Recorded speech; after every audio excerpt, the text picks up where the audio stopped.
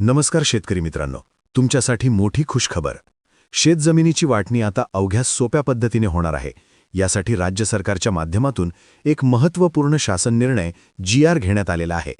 या शासन निर्णयामध्ये स्पष्टपणे नमूद करण्यात आलेलं आहे, सामायिक क्षेत्र असतील, भावाभावांची शेती असतील, याचबरोबर जे काही हिस्सेदार आहेत ते सहजरित्या आत्ता आपल्या नावाने शेतजमिनीची वाटणी करू शकतात.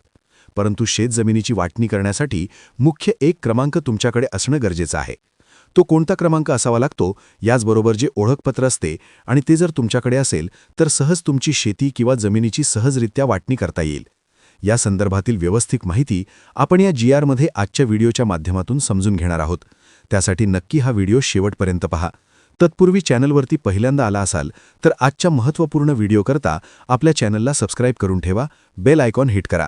चला तर मग व्हिडिओला सुरुवात करूया. शेतकरी बांधवांनो, व्यवस्थित हा शासन निर्णय आपल्याला समजून घेणं गरजेचं आहे. त्यासाठी नक्की हा व्हिडिओ शेवटपर्यंत पहा. महाराष्ट्र जमीन महसूल अधिनियम 1966 मधील कलम 85 नुसार शेतजमिनीवर एकाहून अधिक सहधारक असलेल्या जमिनीच्या हिस्स्याच्या विभाजनीकरिता मोहीम राबवण्याबाबत. आता ही मोहीम आहे. या मोहिमेच्या माध्यमातून जो शेतकऱ्यांना फायदा होणार आहे, काय होणार आहे हे सुद्धा आपण पुढे समजून घेणार आहोत. महाराष्ट्र शासन महसूल व वन विभागाच्या माध्यमातून 18 फेब्रुवारी 2026 रोजी हा GR घेण्यात आलेला आहे. आता प्रस्तावनेमध्ये जो पहिला पॉईंट दिलेला आहे तो पहिला पॉईंट समजून घ्या. यानंतर आपण पुढे व्यवस्थित माहिती समजून घेऊया. राज्यात ॲग्रिस्टेक अंतर्गत तयार करण्यात आलेले शेतकरी ओळख क्रमांक म्हणजेच फार्मर युनिक ID कार्ड कृषी विभागाच्या सर्व योजनांची प्रभावी अंमलबजावणीसाठी वापरणे आवश्यक असल्याचे निर्देश देण्यात आले आहे. शेतकरी ओळख क्रमांक तयार होण्यासाठी जमिनीची अचूक जोडणी होणे आवश्यक आहे. अधिकार अभिलेखामध्ये गाव नमुना नंबर 7 सामायिक खात्यामध्ये एकूण क्षेत्र हे एका खातेदारकाच्या नावासमोर नमूद केले जात आहे, असा सुद्धा उल्लेख या ठिकाणी करण्यात आलेला आहे. आता आपण समजून घेऊया यामधला दुसरा पॉईंट व्यवस्थित समजून घ्या. तथापि शेतकरी ओळख क्रमांक निर्माण करताना सर्व खातेदारकांच्या नावासमोर त्या खात्यातील एकूण क्षेत्र नमूद केले जाते. त्यामुळे संबंधित शेतकऱ्यांच्या शेतजमिनीची अचूक जोडणी करण्याकरिता सामायिक खात्यातील प्रत्येक व्यक्तीसमोर त्याचा हिस्स्याची शेतजमीन म्हणजे जी काही शेतजमीन आहे त्यांच्या नावासमोर नमूद असणे आवश्यक आहे, असा उल्लेख यामध्ये करण्यात आलेला आहे.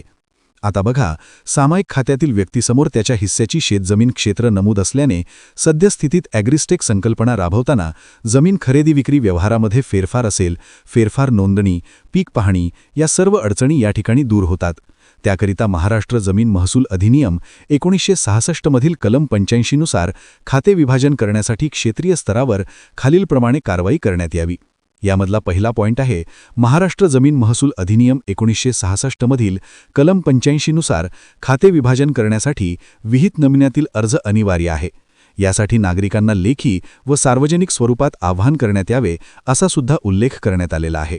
त्यानंतर यामधला दुसरा जो आव्हान आहे, तालुका मंडळ स्तरावर कॅम्प आयोजित करून एकाहून अधिक सहधारक असलेल्या जमिनीच्या हिस्स्याच्या विभाजनीकरिता मोहीम राबवण्यात याव्यात. यानंतर आहे तिसरा पॉईंट, एकाहून अधिक सहधारक असलेल्या जमिनीच्या हिस्स्याचे विभाजनकरिता ती प्रक्रिया सुलभ, वेळबद्ध व पारदर्शक करण्यासाठी आवश्यक त्या सूचना निर्गमित करण्यात याव्यात, असा सुद्धा उल्लेख करण्यात आलेला आहे. चौथा पॉईंट आहे, याबाबत क्षेत्रीय जास्तीत जास्त प्रचार प्रसिद्धी करण्यात यावा.